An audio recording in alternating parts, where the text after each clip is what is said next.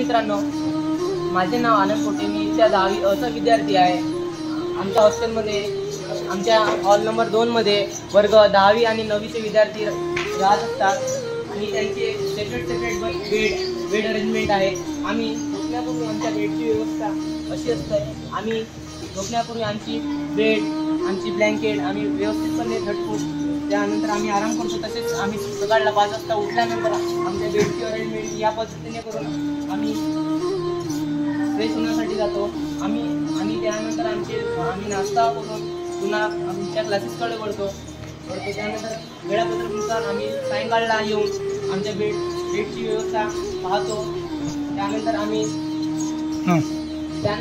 दर शुक्रवारला आमची बेड या पद्धतीने फोल्ड करून आम्ही क्लीन करीत असतो. त्यानंतर आमच्या बेडची व्यवस्था झाल्यानंतर पुन्हा परत आम्ही सायंकाळला आमची बेड व्यवस्थित रचल्याप्रमाणे ठेवतो. त्यानंतर आमची वेळापत्रकानुसार याच पद्धतीने अरेंजमेंट चालत असतात आणि आमचा ह्याच पद्धतीचा रुटीन असतात.